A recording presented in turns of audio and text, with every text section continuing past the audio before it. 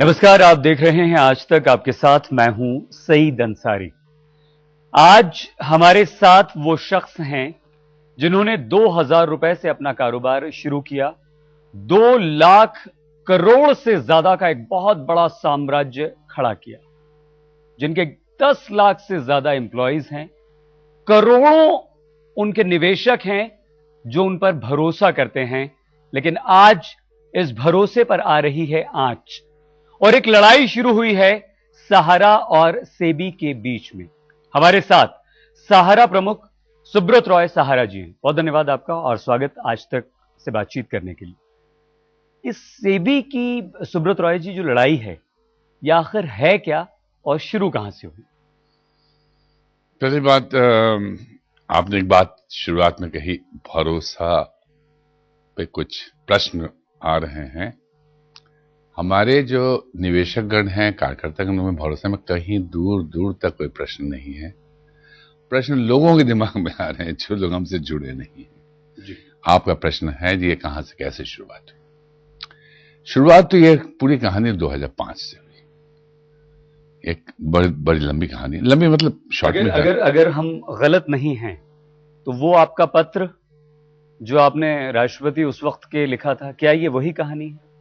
कुछ अभी वो नई एक बात ना ही शुरू करो तो अच्छा है। अभी ऐसे ही बहुत कुछ है, लड़ाई चल रही है, वो एक नया फ्रंट ओपन हो जाएगा, कभी उस बात को भी हम सामने लाएंगे। लेकिन क्या आपको लगता है सुब्रत रॉय जी कि वो जो आपका खत लिखना था, वो उसका बदला आपसे लिया जा रहा है? नहीं, ये कुछ कई चीज मिल गया इसमें। 2005 से शुरू हुआ रिजर्व बैंक में, सेबी में कुछ नहीं था उस समय जी। रिजर्व बैंक में हम लोग आरएनबीसी बहुत अच्छा चल रहा था। इवन गवर्नर ने कहा था आरएनबीसी बहुत अच्छी चीज है, क्योंकि आरएनबीसी में फाइनेंशियल इंक्लूजन था। हम लोग गरीब लोग, मतलब बहुत अच्छा योजना था, बहुत अच्छी तरह चल रही थी। 2008 में लाके इन लोगों ने हमें बड़ा गलत तरीके से, एकदम फिल्मी तरीके से प्रोहिबिशन ऑर्डर डाल दिया। प्रोहिबिट ऑर्डर मतलब पूरे हिंदुस्तान में फैला, मतलब मीडिया में जाता है, और ये होता है जब तुरंत बंद करो, सबका पेमेंट कर दो, ये होता है प्रोहिबिट ऑर्डर। हम गए हाईकोर्ट ने तुरंत हमको सपोर्ट किया, और बल्कि एक स्ट्रिक्चर दे दिया आरबीआई को, ये गलत करे, हाई हैंडेडनेस आपका। ये भाग के नेक्स्ट डे सुप्रीम कोर्ट ने हमको सपोर्ट कर दिया, तो उनको प्रोहिबिटरी ऑर्डर विड्रॉ करना पड़ा और 7 साल में टाइम देना पड़ा।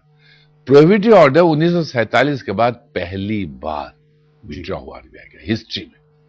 अब उससे क्या हुआ, उस समय जो गवर्नर डिप्टी गवर्नर्स थे वो ये सोचे थे प्रोहिबिटरी ऑर्डर देने से करोड़ों जो डिपॉजिटर है they will run on the company, और ये कंपनी हमेशा के लिए ध्वस्त हो जाए। तो इसका सवाल यही है सुब्रत रॉय जी कि क्या ये जो लोग आए, धरना हो, प्रदर्शन हो, आपके खिलाफ लोग बोले, ऐसा हुआ नहीं हिंदुस्तान भर में, तो इसके पीछे कोई तो होगा, किसी की तो मंशा होगी, या अगर जिन्हें अपना पैसा वापस चाहिए वो पैसे आए और मांगे। ये कौन है जो चाहता है कि ऐसा हो? वो ये देश के वो राजा हैं, खुदा है, जो अपने कर्तव्य को नहीं जानते, केवल अपने हक को जानते हैं सरकारी तंत्र में बैठ के।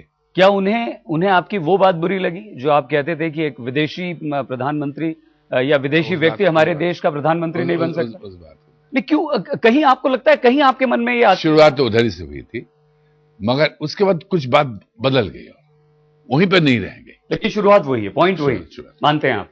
उसके बाद क्या हुआ, ये गवर्नर डिप्टी गवर्नर अपना पर्सनल डिफीट ले लिया, कंपनी कुछ नहीं हुआ, और आरबीआई के ऊपर तोहमत लग गया। आरबीआई के नीचे के लोगों ने मीटिंग करके बात किया इस बात को, ये तोहमत लगा दिए, एक धब्बा लग गया आरबीआई पे, जो 47 के बाद पहली बार ये अपना इतना वेंजेंस में आ गए लोग, इतना वेंजेंस में आ गए।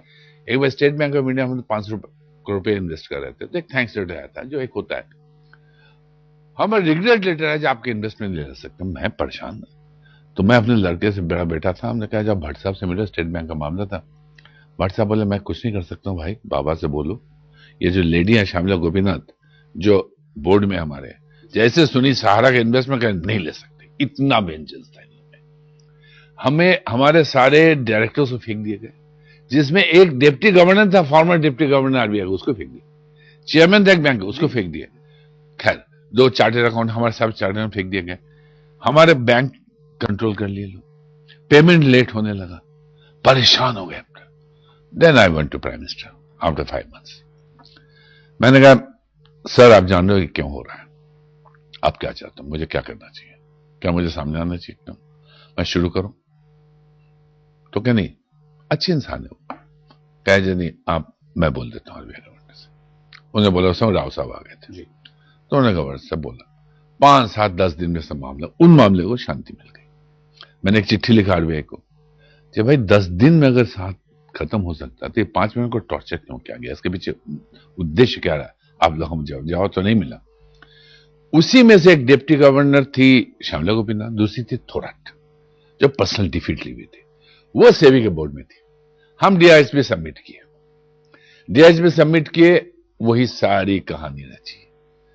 क्योंकि उसी साल अप्रैल महीने में सेबी रीजनल डायरेक्टर लिख रहा है इसी 2 कंपनी के बारे में, जी भाई ये हमारे अंडर में नहीं आते।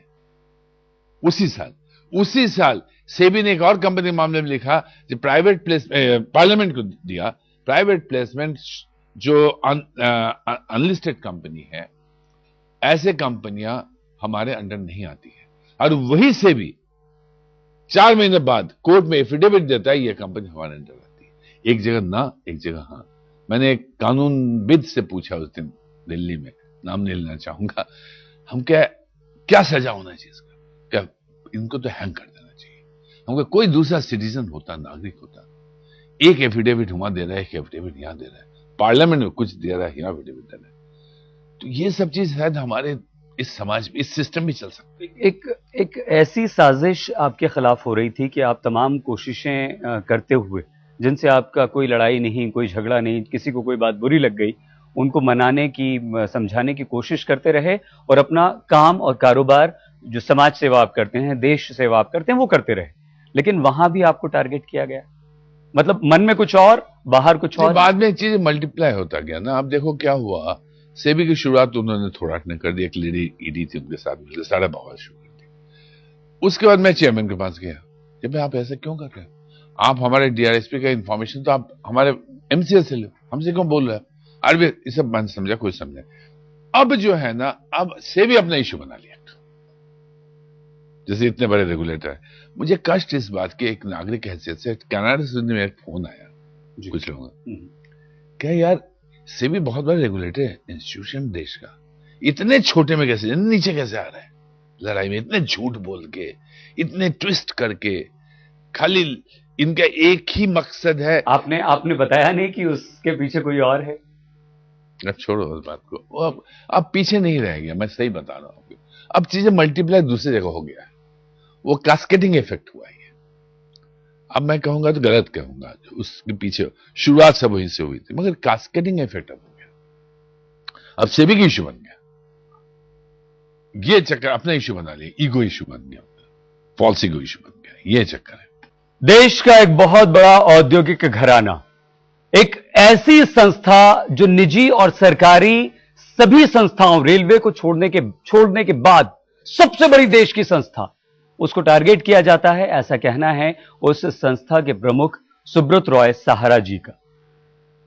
सेबी ने आपको बुलाया, आप गए, आपने बहुत सारी सवालों के जवाब दिए। क्या क्या सवाल पूछे आपसे? हमसे ज्यादा सवाल करने का नहीं था उनके पास, क्योंकि उनको तो मेनली पर्सनल एसेट की बात को जानना था। मेरा पर्सनल एसेट कुछ है नहीं खास, तो मैंने उसको दे भी दिया था। तो मैंने कहा भी जो और लोग जो है उनसे बात करो, हम निकल जाते हैं। तो उन्होंने कहा नहीं आप बैठिए, आपको दस्तखत करना होगा। मैं बैठा रहा, मैं सोचा एक कप चाय पीने को मिलेगा, वो भी नहीं मिला, बैठा रहा, फिर बाहर निकल के आ गया। आपका दर्द था, आपने चाय का जिक्र पहले भी किया है, लेकिन दर्द नहीं था, तकलीफ थी। तकलीफ भी नहीं थी, मगर कम से बुरा लगा, भारतीय कुछ हमारे बुरा लगा, संस्कार होता है यार। जी।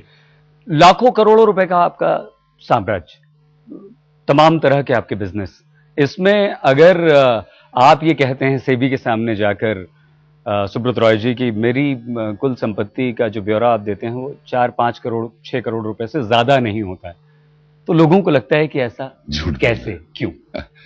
ऐसा हुआ कि 80 के दशक में ही जितने पार्टनर्स, डायरेक्टर्स, शेयर होल्डर्स थे इस कंपनी ग्रुप में, वो सब वर्कर्स में से थे। इस कंपनी में कोई भी पैसा लगाए कुछ नहीं बनाए, सब वर्क कंट्रीब्यूशन से ऊपर उठे।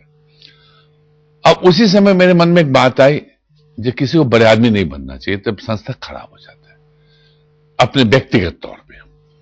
तो मैंने सबसे बात की और हम सब ने मिलकर एफिडेविट, नोटरी एफिडेविट लिया कोर्ट, कि कोई भी व्यक्ति खुद, पार्टनरशिप होल्डर वगैरह और उनके परिवार के सदस्य कभी भी इस संस्था का लाभ या जो एसेट है उसका अंश नहीं ले सकते। और उसी पे हम लोग चल पड़े। आज तक 34 साल में ना डिविडेंड 1 रुपया डिक्लेयर हुआ, ना प्रॉफिट कोई शेयर किया है। लेकिन दो सवाल हैं यहां पर आप पर। एक तो बहुत ही गंभीर आरोप आजकल ये लग रहे हैं कि आप इस देश, हालांकि देशभक्ति, देश प्रेम, भारत पर्व मनाना, इस तरह के कामों में आप सबसे आगे रहते हैं। क्रिकेट की दोनों महिला पुरुष को आप स्पॉन्सर कर रहे हैं बरसों से, हॉकी को आप स्पॉन्सर कर रहे हैं, सब कुछ करते हैं आप देश की भलाई के लिए, खेल के लिए, शिक्षा के लिए, रोजगार के लिए। लेकिन एक बहुत गंभीर आरोप इस वक्त आप पर यह लग रहा है कि आप देश का पैसा, देश के लोगों का पैसा विदेशों में अपने लिए लगा रहे हैं, होटल्स बना रहे हैं, प्रॉपर्टीज खरीद रहे हैं। अभी तक हम लोगों ने 3 प्रॉपर्टीज बनाए हैं विदेश में, और जिसके लिए अभी तक मेरा जितना दिमाग में है और सही होगा, बाहर 3,500 करोड़ शायद यहां से गया आज तक हिंदुस्तान से बाहर, और जिसमें हमने 3 होटल का मालिकाना रखते हैं। आज इस सिस्टम ने मुझे बाहर किया, इस सिस्टम की बदतमीजी ने मुझे बाहर किया। सेबी ये कहती है कि आप 24,000 करोड़ रुपया लौटा दीजिए अपने निवेशकों का। आपके लिए कोई बड़ी बात नहीं है, जितना आपका बिजनेस है, जितना आपके कारोबार है अलग अलग तरह के, तो फिर ये लड़ाई क्या है? क्यों आप लौटा क्यों नहीं देते? 24,000 करोड़ की बात हम ही ने कहा था, ये मेरा दिया हुआ फिगर है सेबी और कोर्ट में। पहले उस समय उतना लाइबिलिटी थी, इन्होंने कोई इन्वेस्टिगेट नहीं किया था, मैंने फिगर दिया था। और आज मैं फिगर दे रहा हूं, उसको नहीं मान रहे, वो फिगर सूट करते उसको पकड़े हुए हैं। आज हम ही फिगर दे रहे हैं, हम सारा पेमेंट कर चुके हैं, केवल वो भी 5,000 से नीचे का पेमेंट बाकी है, जो पैसा उनके पास मौजूद है, वो फिगर नहीं मानने को तैयार है। 24,000 हमें हमारे दिया हुआ फिगर लोग मानने को तैयार है, और आज हमारे फिगर दिया हुआ चार्टर्ड अकाउंट सर्टिफिकेट जो नहीं मान रहे। हम तो पेमेंट कर चुके हैं भाई, हम डबल पेमेंट करें, कहां से करें? इनको इन्वेस्टर से कोई मतलब नहीं है। इन्वेस्टर से मतलब होता तो 1 रुपया पेमेंट तो शुरू नहीं किया है। जो सेबी 5,000 करोड़ रुपया आपने जमा किया है, वो क्यों नहीं निवेशकों को लौटा रही है? उनको निवेशक से कोई मतलब ही नहीं है। उनको तो मैंने आपको बोला ना, उनको सारा का मुंडा चाहिए। निवेशक से क्या लेना देना उनको? अरे निवेशक लेना देना हो तो मैंने उनसे कहा था, जब हमसे कागज नहीं ले रहे थे, हम कहे भाई अगर निवेशक का सोच रहे हो तो कागज तो लो, हमारे केस में आप कंटेम्प्ट लड़ो ना। आप ये कहते हैं सुब्रत रॉय जी कि आपके 10 लाख से ज्यादा एम्प्लॉयज नहीं है, वो आपका परिवार है और आप उस परिवार के मुखिया हैं। ये जो सारी सेबी और आपकी जो लड़ाई चल रही है, वो बेचारे डरे हुए हैं, और साथ ही साथ वो करोड़ों जो आपके निवेशक हैं, कोई आप उन्हें ऐसा भरोसा दे सकते हैं आज कि उन्हें लगे कि नहीं हम इस परिवार में सुरक्षित हैं? मैं जितने जानता हूं पूरे तरह सुरक्षित महसूस करते हैं। ये सब जो हुआ है, लड़ाई झगड़ा आपका और सेबी के बीच में, कहीं कोई तकलीफ, कहीं कोई दर्द हुआ है कि इतना किया, छोड़ो अब नहीं करेंगे? नहीं, हमें नहीं होता, क्योंकि देखो हम देशवासी हैं, देश को प्यार करते हैं। कुछ बेवकूफों, कमी वाले लोगों के साथ हम देश को सोचे तो ये तो गलत बात होगी ना, ये तो हमारी तरफ से अन्याय हो जाएगा। सेबी को लेकर आप अगला कदम, आखिरी आगे का कदम आपका? चीजों को सलटना नहीं ना, उनको तो पिटाई करनी है। सहारा की पिटाई करनी है, सहारा का सिर चाहिए सेबी को, साफ तौर पर यह कहना है सहारा प्रमुख सुब्रत रॉय सहारा का। और इन्वेस्टर्स, निवेशकों से सेबी का कोई लेना देना नहीं, हमने पूरा पैसा लौटाया है, लौटाएंगे, निवेशकों का भरोसा कायम है। बहुत धन्यवाद आपका आज तक से बातचीत करने के लिए, समय देने के लिए। शुक्रिया। आप भी देखते रहिए आज तक।